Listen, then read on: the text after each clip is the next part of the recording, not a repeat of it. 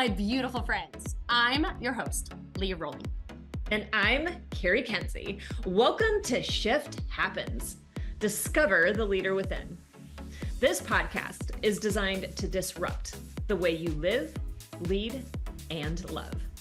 At Shift, we challenge traditional narratives and believe that inner wisdom is the key to every decision. Are you ready to explore a new paradigm of both living and leading? We'll dive deep into our innate strengths as women: compassion, curiosity, intuition, grace, vulnerability, and love. The shift, it's about to get real. Rediscover the power within and transform your life. Stay tuned. It all starts now. Hello, our beautiful friends. Happy Valentine's Day. If you're hearing this today, happy Valentine's Day. If you're hearing this some other day, happy Valentine's Day, because wouldn't that just be nice if it was Valentine's Day every day?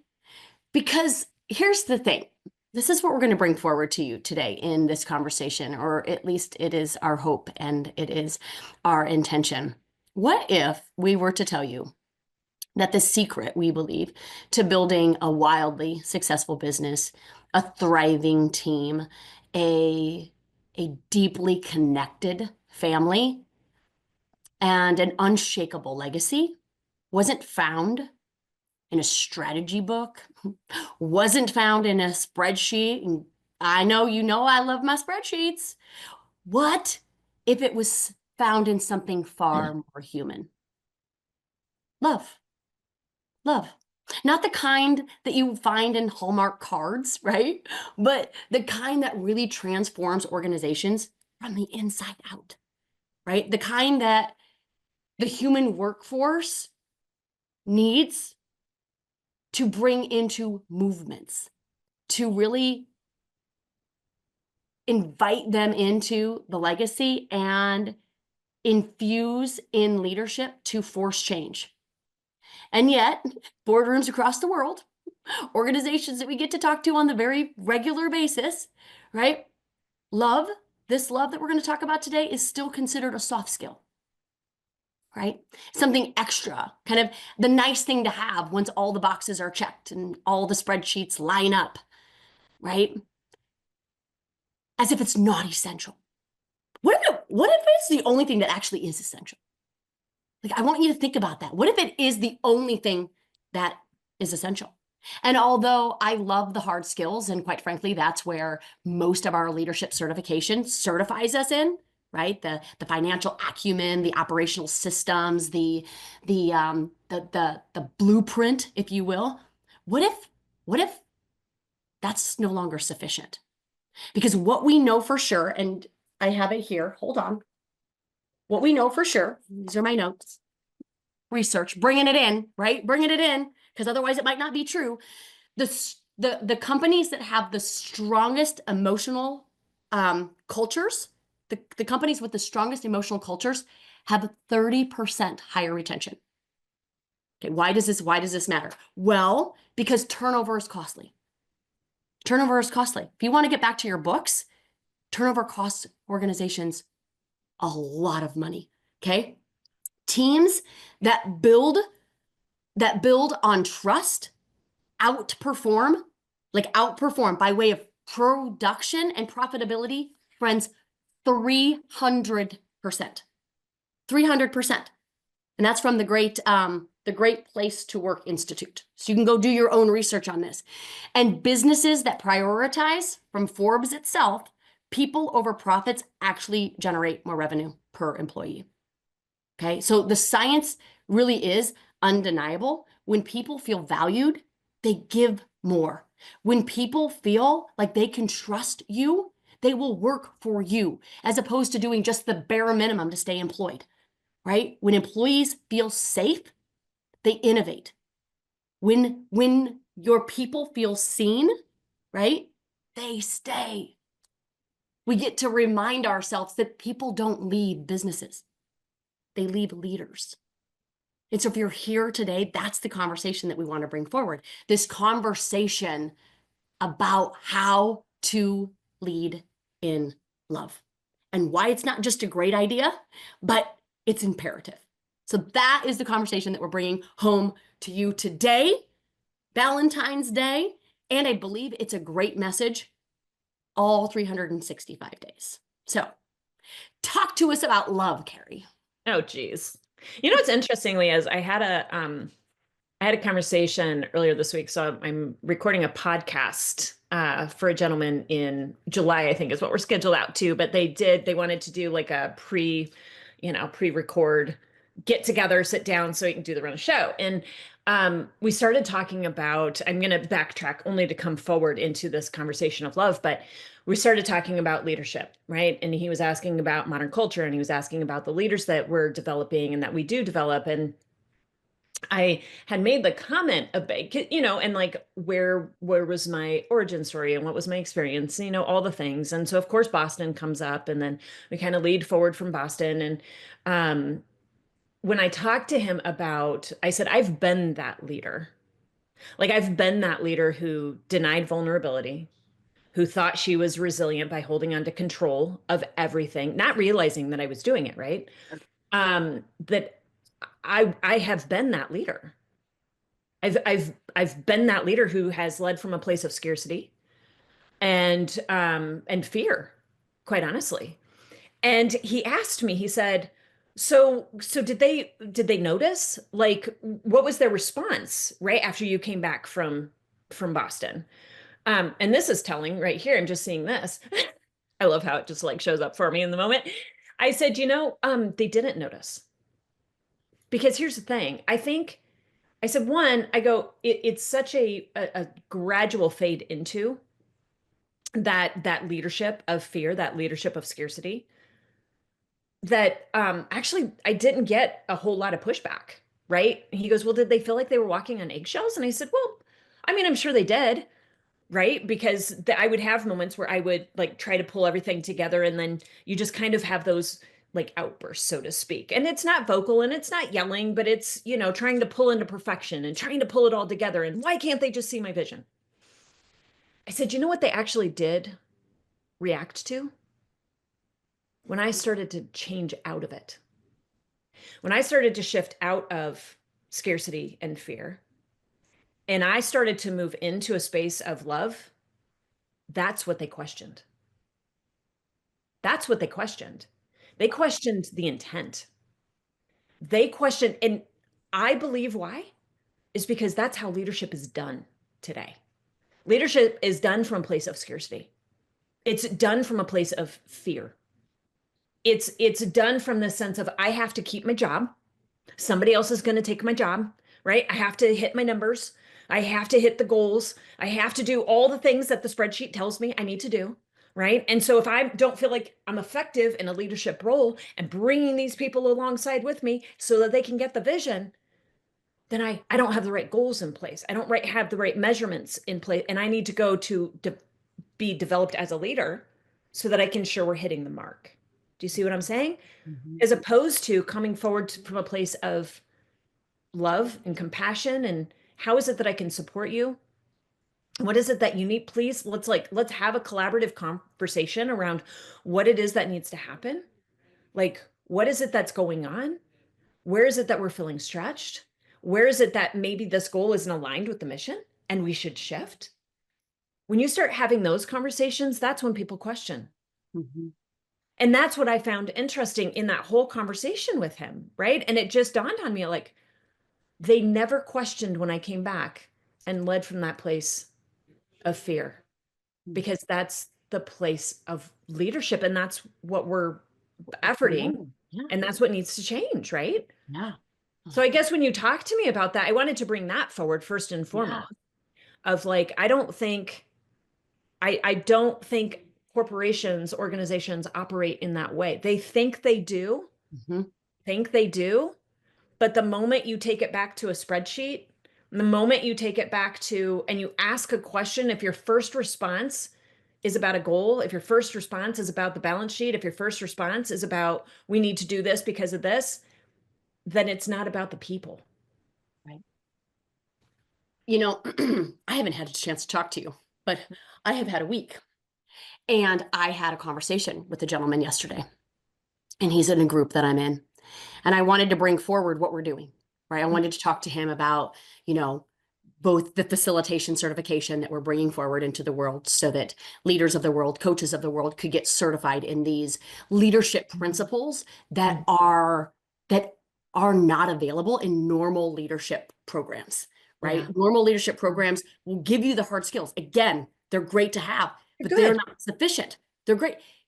We are changing the identity, which means we need to bring these principles and integrate them inside out. And so I Yes. was sharing with him about this facilitation certification. I was sharing him about the organizations and the companies that we wanted to go in and really affect change inside out by way of these facilitators and by way of these organizations. And I was talking to them about these soft skills. And he said to me this. He said, and I'm going to swear, so I'm just going to repeat what he said. He goes, Leah, I fundamentally disagree. And my heart, you guys, my heart started like beating 1,000 miles a minute. And I'll tell you, I was already like shutting down. And he goes, anybody that says that they put people over profits are full of shit. This is what he said to me. And immediately I just wanted to be, this is, you guys, this is what I wanted to say. I wanted to say, you know what? We can fundamentally disagree and end the call and then just know that I have a really great idea for a podcast. Oh. But I got curious. Okay. And so I said to him, I said, how's your turnover? What's your retention rate? Now, this guy, he owns multiple, multi-million, billion-dollar organizations. So I asked him what his turnover is. He goes, Leah, I don't have any. My people, they stay, they come, they stay, and they are lifelong, they're a lifelong family to me. And I said to him, I said, you know what? I think you're full of shit. This is Leah. this is not me. He goes, come again? I said, I don't think you're giving yourself enough credit because I promise you, if you do not have turnover, they trust you. If they trust you, you've made it people first. Under the guise of profitability is everything because I can't pay my people. I said, that's just crap. You've made it people first. That is why you have the profits. Leaders create the culture. Culture drives behavior. Behavior creates outcome. Now, we can debate all day long, chicken, egg, chicken, but I promise you in your organizations, you are a people-driven organization. Tell me how you collaborate with your people. And then he went on and on to say all the things that he does to get collaboration and to have engagement. He goes, you know what, Leah, now that you think about it, I've just kind of taken it for granted. Because I go into my people and I ask them, what is it that they need? How is it that I, as their owner, can make their life and the workplace better? And you start with that versus, you know what? You're kind of missing your numbers here. That was the conversation that I had yesterday. You know, what I love is when you very first said, when he said they're like family. Yep. Right there. Right. Right there. That's why I told them that he was full of that word. Wow. He's like, yeah, I didn't realize that. I never realized that. I thought I drove profits in my mind because I know that if I make profit, then I can pay my people. I'm like, yeah, but you start by honoring and loving and celebrating and recognizing your people. That's why they trust you. If they didn't trust you, yes, they would be doing just the bare minimum to stay employed. And you don't have a multi-million, billion-dollar organization with people just checking boxes. You know what's interesting? Here's what's interesting, Leah. In both those cases, it's taken for granted. Yes. It's like there's not an awareness to how it is that we're leading. Either way, there's awareness to how we're leading. Mm-mm. And I think just by like you placing that in front of him yesterday was huge. So he could see from a completely different perspective how it is that he truly leads and what it is that actually drives his business. Yeah. He's going to see that completely different from yesterday forward. Yeah. It's brilliant. I mean, you and I have talked how many times around to the organization that I was with, that I was a dealer for, how when it flipped from that family, Leah, and that's what it was. It was family. That's what we said. Did I ever once meet the owner? Here's the thing. Let's go back to I never once met the founder, ever. Never. But he Yeah. had built that culture as a leader that drove the behavior that got the results. And everybody within that, because he created the family, they extended the family. Yeah. And when he passed, that family broke. Mhm. And when the family broke and somebody else, a private equity firm, came in and it became about the money, the entire thing changed. Mm. It changed. Why? Probably because they took it for granted. Yeah. They didn't realize that was the foundation. And that's the foundation that everything has to be built on. I go back to you and I've talked about this. Anything built in fear is going to die in scarcity. Mhm. Fear is not love. There's no place for the two to commingle. Yeah. And how often then do we as leaders and to the people that are listening that you lead something, you just might not lead an organization or a team, but who are you being led by? Like, do we take that for granted? Do we take it for granted that that's just them trying to lead an organization and if they do it in fear, well, at least I'm familiar with that, right? Or do we as people that are being led, Mhm. right?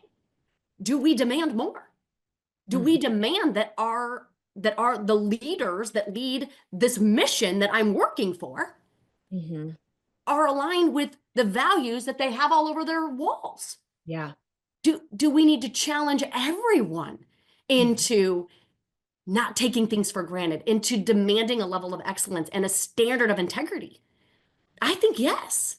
I Yeah. think yes. And for the leaders that lead principled, that lead in love, that lead the way that this man leads, but was completely blindsided by the fact that he led that way, can we give ourselves some appreciation and grace and gratitude for loving on our people, as opposed just thinking that it's an afterthought and it's what we're supposed to do? I Yeah. don't know. You know, the other thing that comes to me just as you were talking there, Leah, is when you lead in love, and that's inherently how you lead, you see love. Mhm. You just see love. Mhm. And so, even for you to have that conversation yesterday, you have to be a leader who leads with love in order to be able to challenge him. You had two choices yesterday, like you said. You had two choices, I was sweaty either way. right? I can only imagine. I can only imagine. But you had a choice. Mhm. You could have called him forward in love, or you could have died Power. in scarcity, Uh-huh. Uh-huh. pulled, left, and never allowed him to see that love for himself. Yeah. Never given him that opportunity.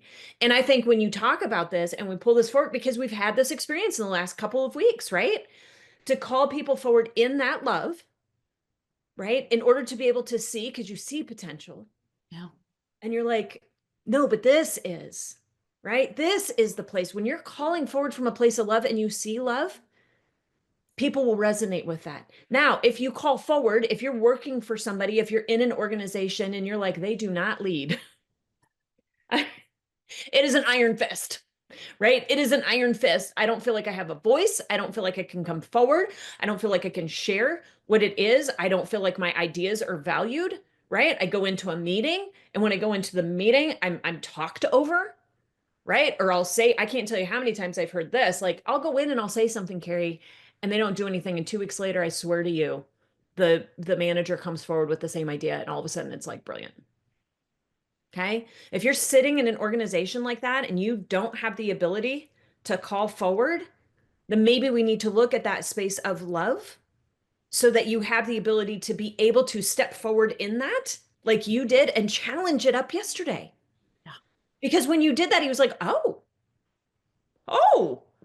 I didn't see that.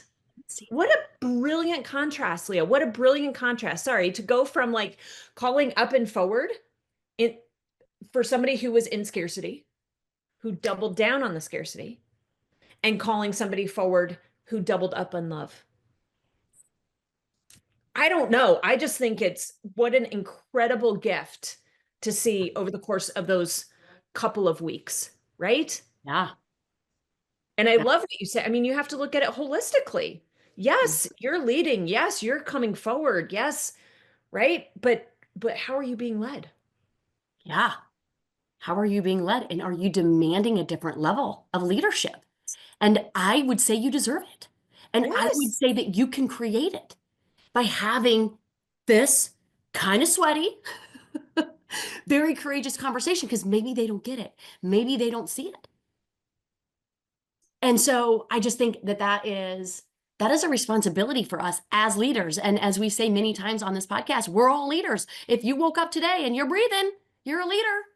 You Yeah. lead something, right? Whether it's your life or your family or a movement or a mission or an organization, you lead something, Thing. right? Fall in love with that. Connect with that. Connect with the passion of that, right? Because otherwise, we lose sight of the love that we're able to generate for Yeah. ourselves and for our life. Yes. So I don't know.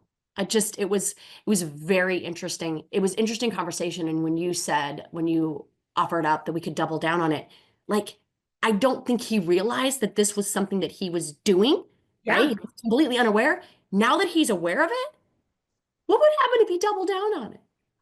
I know. That's what I Right? mean.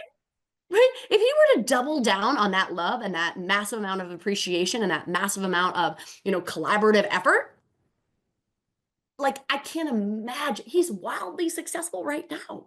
I Yeah. can't imagine the culture he creates Yeah.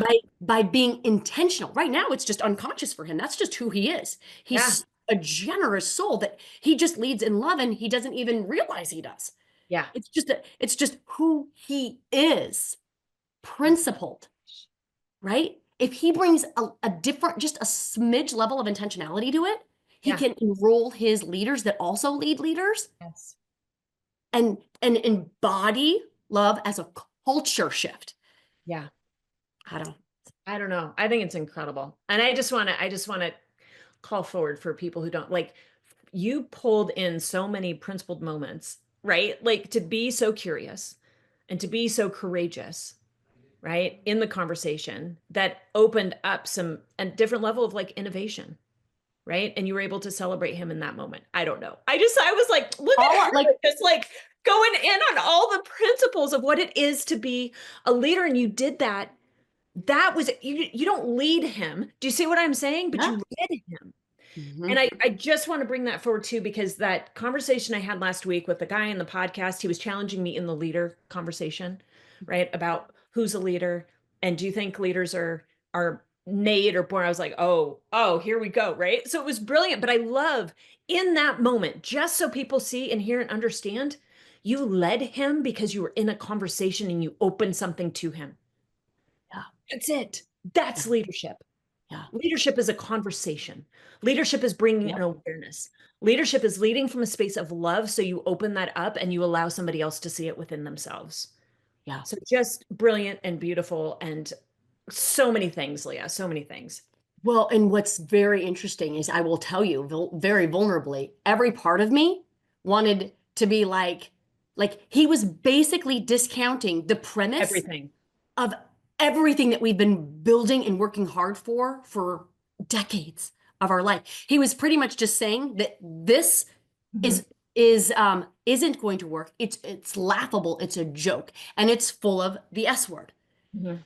And so every part of me wanted to get defensive and wanted to argue it and wanted to explain it and wanted to justify it, and that would not have worked. That would have just created him getting defensive and back on his heels around it. And so instead, I just asked more questions, which is not my second nature. So I will say that was awesome. And it allowed him to see the brilliance that he is, Yes. that he got to awaken up to, that's always been there. He just discounted it, Yeah. right? He has no idea. He had no idea the gift he was. And Yeah. I got to have this conversation with him when he was in the car with his wife. And you know what's even more brilliant? He just like in this flip of a moment, he was either going to tear it down, but he built it completely up. He just gave you every piece of validation, every piece of like, this is exactly what's needed, Leah. Like just simply by you asking a question, look at how that curiosity and that love can flip in a moment. Yeah. So anyway, I love it.